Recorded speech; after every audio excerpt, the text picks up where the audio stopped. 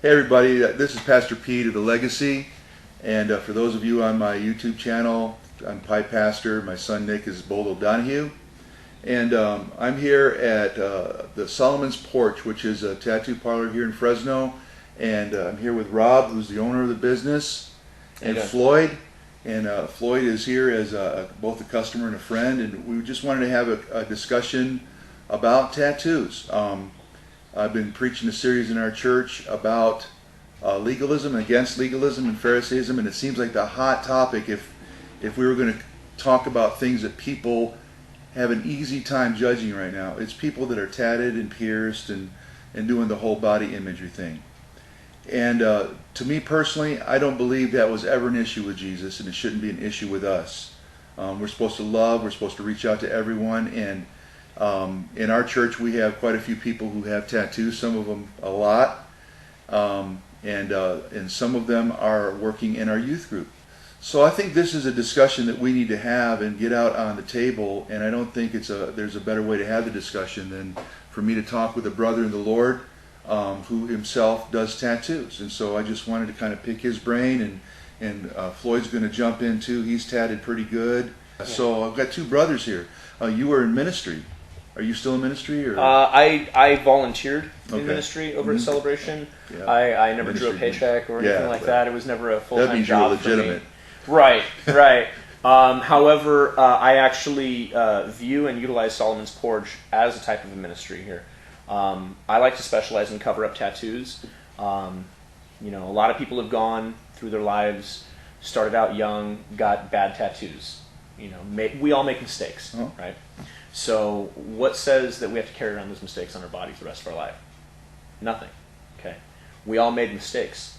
Well, Christ absolved us from those mistakes, yes, sir. Right? Yes, sir. We've been washed by the blood. Mm-hmm. So what's to say that because we've been cleaned of our past, that we can't be cleaned on our body? That was another one that carrying around scars and mistakes of your past. I have a client who is a continuing client. He's come back for much, much more work since. But the first tattoo that I did on him, he was a cutter. I don't know if you're familiar with what that is. He would, because of the pain that he was feeling inside, wanted to inflict it on his own body. So he would go to his leg was his favorite spot, and he would slice it with a razor over and over and over and over again. When he came in for his consultation, and he told me about what's called the Butterfly Project, and it's basically kids that were cutters. They go and they either draw with a Sharpie a butterfly over it, or they have it tattooed or whatever. And basically it's a devotional tattoo to someone that they really love. He devoted his to his mom because he never wants to hurt his mom. So because that was his favorite cutting spot, he doesn't want to hurt himself anymore, and he doesn't want to shame or hurt her. He put that there to be able to... So when he came in and he showed me his thigh, I called you shortly thereafter. I was almost in tears. How much pain he must have felt, you know what I mean, to do that to himself, to scar himself that badly. So, I did the tattoo, and it's come out fantastic. He loves it, and I've seen this big turnabout in his body in his lifestyle. When he came to me at first, he was very meek and timid and kind of quiet and just didn't really share himself openly, didn't talk too much. Now when he comes in, hey Rob, what's going on, man? What are we going to get next? Blah, blah, blah, blah. I think I want to get something here. I want to get something here. And, I want to do this. And he's a live wire. And he's bright and happy. But I think it's because he no longer has to look at the damage done. You know what I mean? The damage is undone. Marks and tattoos from people that were raised in Satanism. That's third and fourth generation Satanists. So lots of ritual. And seem to give the spirits, the demons, some power over them because of the symbolism. What do you think about that? I think that how deeply anyone wants to believe in something, it can definitely rule over them. I think that, belief in anything can either be a fantastic thing or a dangerous thing. And how much you put your eggs into one basket kind of a thing. can really dictate what it does and how it shapes and what it happens to the rest of your life. Do you think that there's any such thing as a symbol that you could tattoo on somebody that might be itself inherently evil? I think what that comes down to is more that symbol is a representation to them of what Right. they were. And so every time they look at it, it evokes some kind of fear.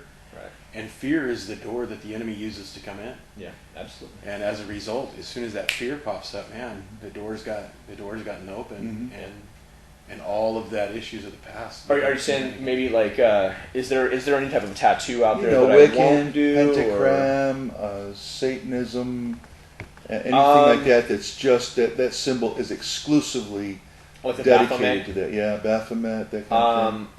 I won't put a Baphomet on anybody. That's not what I'm about. And the Okay. thing is, my clients that come here know that I'm not going to do that. Okay. When I first started tattooing, well, I wasn't a follower, and I wasn't a Christian at that time. Okay. I was actually pretty anti. Okay. And so when I first started tattooing, I was young. I started out, I was 16 years old, working in my garage. And that's like 21 years ago. So I was doing a lot of anarchy symbols. You know, if a kid came in and wanted a pentagram, cool. If they wanted black flag bars, whatever. If they wanted peace symbol, whatever. If they, whatever they wanted, I was just trying to warm my hands up and get myself going and do what I could. Uh-huh. You know what I mean? And doing things the wrong way. And then I fell in with some of the kids from Pinedale and some of these kids from Eastside Fresno. So every once in a while I was doing paw prints, I was doing teardrops, I was doing whatever. You know, I tattooed Pinedale across people's backs a couple of times. Sure. And, I was a kid, you know? Right. I don't do that stuff now. Okay. I don't do anything that promotes gang lifestyle. Okay. I don't do anything that's racist. I don't do anything that generally has a negative connotation to it because You just wrote that down. I feel like, and it's not because the symbology or anything like that is going to come back with a negative reaction on me. Uh-huh. I just feel like, you know what, that's not what I'm about. Yeah. And everyone that knows, everyone that comes here, I mean, literally, I'm by appointment only on Monday through Friday, and on Saturday, I do take walk-ins or phone-ins or whatever. Okay. But generally, people find out through me, through people from their church. Or they find me on the internet searching for a Christian artist. They're looking for specifically a Christian artist. You don't go to a Christian artist to have a Baphomet put on you. Right. That's You true. don't go to, you know That's what I mean? true. In the same Makes token, sense to me. you don't go to a Satanist for praying hands. Right. You know what I mean? Sure. I can kind of give a brief summation Yeah. of it. Cool. Okay. For the first 13 years of my life, I was raised Catholic. Okay. Became an altar boy. Was heavily into my faith. Had a great close relationship with my priest. Felt like he was. I actually had a desire to become a priest at one time. Because I wanted to have that direct line to God. I wanted to be able to be that guy that talks to God, not just the guy that comes to somebody else. You know what I mean? Like, I would confess my sins to my priest, and then he would talk to God. Okay, I wanted to cut the middleman out. I wanted to There be you that go. guy. You know what I Right, mean? right. So that was all I wanted. Things happened in our church. Okay, things happen in every church. You know, men are men, women are women. Things happen. Okay, so our priest was sent back to Ireland, and there was a whole change that went down. I was 13 years old, teenager, young and impressionable. You know what I mean? Also, during that same year, my parents got divorced. Okay. Okay, so my life is like literally crumbling around me, and I've got nothing to do with it. I have no way to put these blocks back together and try to save some semblance of what I had. It's gone. So I got mad at God. Got really mad at God. So I rode my bicycle out into the middle of the field at my junior high school, and I yelled at God for about a half an hour, and I told him I renounce my faith. I said, I'm done with you. If you can do this to me, I'm done with you. So for the next 13 years, I was anti. I was angry. I was mean. I used to wear Hail Satan shirts. At 26 years old, I go with my wife to a retreat out in San Juan Bautista. Her family is involved in the Charismatic Bible Institute of the West. Okay. And they used to put on a week-long retreat out there. So I go out there thinking of it as kind of like it's a 1-week vacation that I get to go and spend with my wife and my son. We're married and I have a child at the time. And, I think, oh, okay, I'll just get out of town for a little while and go have fun, whatever. So we go, and while we're there, I'm not sitting in on any of the studies. I'm not going to Mass. I'm not doing anything. I'm just hanging out. So my wife finally, on the last Saturday that we're there, because everybody leaves Sunday after Mass, on the last Saturday that we're there, they're having a big prayer service. My wife says, are you going to get anything out of this, honey? Are you going to do anything with this? Because she had already come back to Christ shortly, quite a while before that. Okay. She was raised in the church, just had always had that. Her grandfather was a deacon, her mom is a pastor. Okay, right. Very, has it around her. So I said, what do you want me to do? She says, would you just please go up there and get some prayer? Just please, for me. Okay, baby, for you. So I walk up to the front, and this lady named Julie Rijardo looks at me and she says, God wants me to share something with you. And I looked at her with this total pompous look. I know, I've gone back and apologized to her. And I just looked at her like, oh yeah, what? She reached out and touched me. I fell out right there. Oh my gosh. I've never been, mind you, my closest, interactions in church are Catholic church. We don't have slain in the Spirit in the Catholic Church. We don't have praying in tongues in the Catholic Church. We don't have all of these things. Now, the charismatic movement does. Right. Okay. But where I came from, a Roman Catholic, you know what I mean? I was there. We don't have that. So I fall out, and I immediately go into this, a dream state. I was a kid all over again, riding my bicycle. It's a summer day. The air is warm. You can smell blossoms in the air. It was sweet. I'm there. I can feel myself there. I can feel the breeze as I'm riding my bicycle. And I'm innocent. And that was basically God's way of saying, look, you may have turned your back on me. I never turned my back on you. Oh my God. You're still innocent in my eyes, and I love you. I wake up from that. I couldn't stop crying for 20 minutes. My eyes were just... And I look up, and my wife's grandfather, her mother, my wife, her aunt, her sister, everybody's kind of standing over me, looking down at me, and I'm like, what happened? And they're like, are you okay? Are you okay? You got slain in the Spirit. Are you all right? And I'm like, I gotta go. I gotta get out of here. I just gotta go. Bye. I gotta go. Grabbed my wife and took off outside. Oh my God. And I'm asking her, what happened? What is that? Why did that happen to me? And she just said, you know what? God's not done with you yet. So you're going to really have to think about what you're going to do. So we come back from this retreat. And it's weighing heavy on me. I got a lot of stuff going on in my mind. I'm just freaking out, right? Right. So I tried to baby step it, going to a church. Tried to go to church a little bit, and didn't really want to give up my lifestyle. Didn't really want to give up this, that, and the other thing. I was playing in bands and DJing on the side, and doing a lot of drugs and drinking, and a lot of different stuff. And didn't want to give all that up. So with that, God kind of gave me enough rope to kind of hang myself with. Everything kind of came to a head when I was, it's a few years later. I had a night out with some friends, went to go see a band at Club Fred, and just got super, super, super inebriated. Ended up taking a handful of pills with a buddy of mine, and just really had a bad night. Wow. My buddy drives me home. I fell out of his vehicle into my driveway, bashed my head all up, and just had all this stuff going on, and yelled at my wife a lot. Was a real jerk, and woke up the next morning and basically dropped to my knees and said, God, I don't want to be this guy anymore. Why am I doing this? I'm too old for this. I can't live this way. What can I do?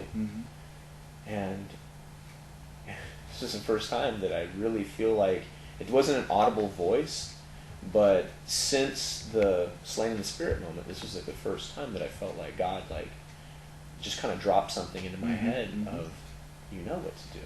You've always known what to do. Why have you resisted so hard? Why why can't you just give in? So I did. And my wife had stopped asking me to go to church with her for a while. She used to ask me every single, come to church with me, come to church with me, come to church with me. Finally, she just stopped for like 3 months. She just gave up. She was like, okay, he knows. So this was a Friday night. Saturday, healing up. Sunday, she says, okay, I'm taking the kids. And I said, well, how soon do you have to be there? What time do you have to be there? And she says, well, service starts in about 30 minutes. We were going to go and get some donuts on the way. And I said, well, if you can give me 15 minutes to clean up and get dressed, I want to go with you. Huh? Who's this guy? Where is this coming from? And I said, just give me 15 minutes, please. Just give me 15 minutes. So I go and I jump in the shower, I clean up, and I get ready, and I put on nice clothes, and I'm like, does this look okay? Do I look all right? And she's like, honey, the type of church that I go to, it doesn't matter what you wear. It doesn't matter how you look. Sweet. It doesn't matter how you have your hair. It doesn't matter if you're covered in tattoos. Where we go, everyone's accepted.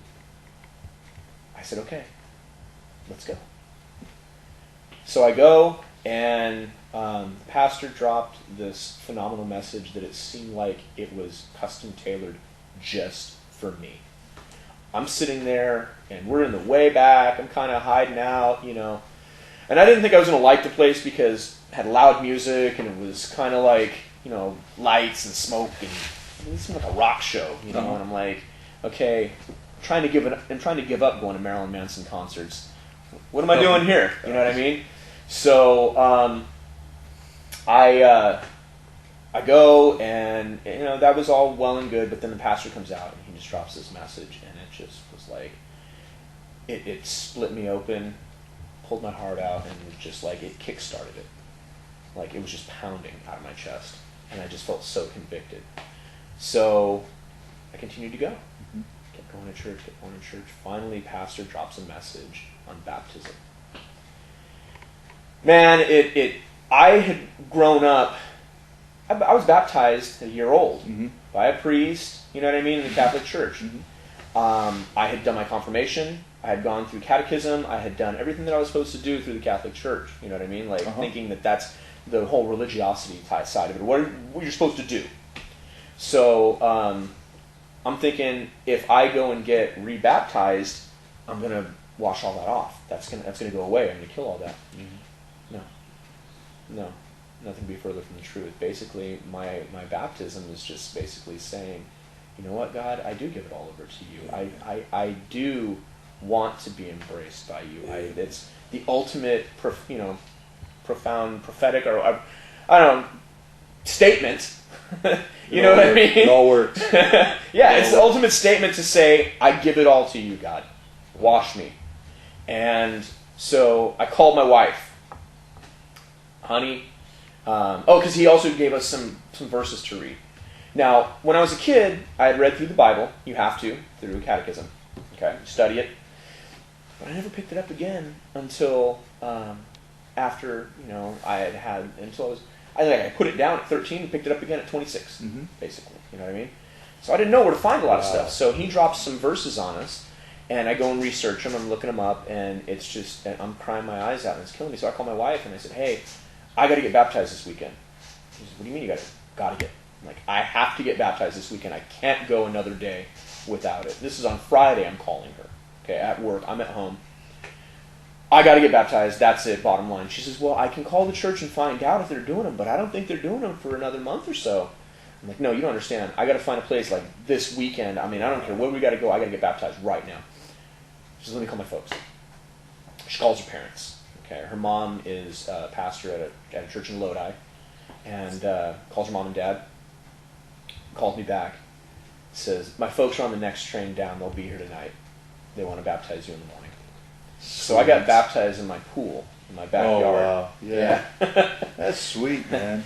What should a person consider before choosing someone to tattoo them? Cleanliness, for one. Reputation.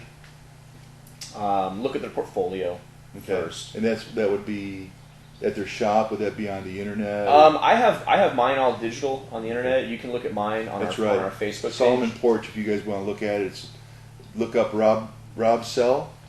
No, well, What's your last name?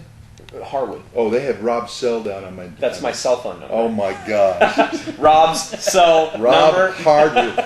And it's Yeah. Solomon's Porch. I got a lot of information just looking it up. Yeah. Solomon's Porch Tattoo Parlor. Mm-hmm. You can Google us, and if just type in that, you'll find there'll be a link to our Yellow Pages ad, and there'll be a link to our Facebook page. You don't even have to be on Facebook to look at my portfolio and the other artists here. Okay. You can just go in, click on it. I believe you click on albums, and it'll open up our pictures and our portfolios and stuff, Okay. and you can click through. Is there any negatives that someone needs to consider, just to be fair, about getting a tattoo? Don't get the job killers first. Don't Job tattoo. killers. Yeah, don't tattoo your face first. Don't tattoo your neck first. Don't tattoo your hands right off the bat. Don't, if you really want something on your forearm, make sure that it's going to be something that you can cover up with a long sleeve. Or that has tougher than hell on it. That's good. That's always good. And also be considerate of your job, where you work. If you work in public service, if you're 18 years old and you got a job in fast food, and your boss says, hey, you know what? We don't want people having tattoos when they work with clients. If you work in a dentist's office and your dentist says, hey, we don't want people with exposed tattoos, be considerate of that. That's their business place, not your business place. This is my business place. I can be sleeved out. I can have tattoos.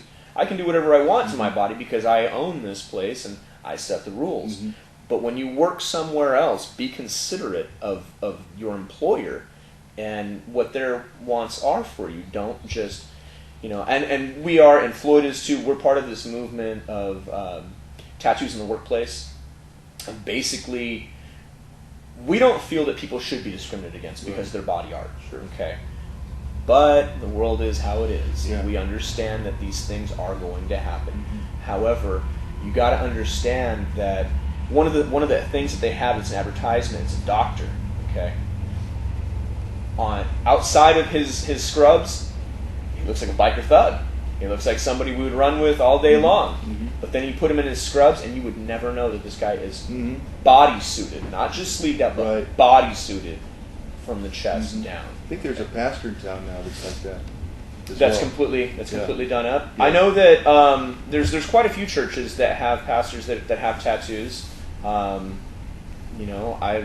worked on various people at various churches. Ultimately, for what I think, it comes down to self-prep.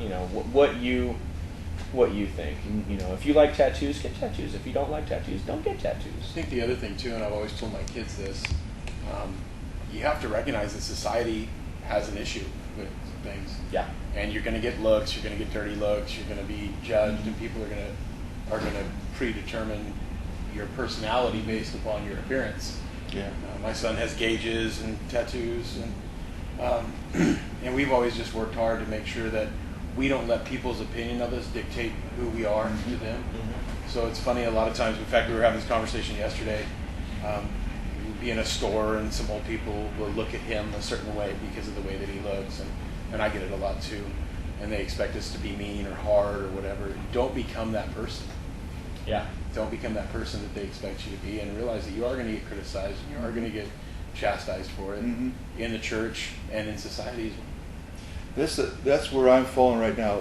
For those of you that are watching this, it ought not be in the church. What pastor in his right mind would not want these brothers in his church? Not only in his church, but ministering in his church. Who would not want these guys? And so, when it comes to the church, it's got to get over the stigmatism it puts on tattoos. Tattoos are not an issue. Piercing is not an issue. Jesus would not have even seen it. He goes toward the heart of the matter. Not the outside, the inside. That's where the emphasis has to lie. Jesus was always very clear. It's not the things that you put in your body that condemn you. It's the things that come out of you. Right. I pastored for 15 years. Okay, well, that's good. Another one. And then the last question I have is, what would you do to me? What would I be good for? For tattoos? Yeah. Oh, look at that clean, clear skin. Yeah, you got Right? and the thing is, I got lots of canvas right yeah, here. but see, look, he's not super hairy. You know what I mean? Right. Like I have to shave my arms, you know, so that you can even see them.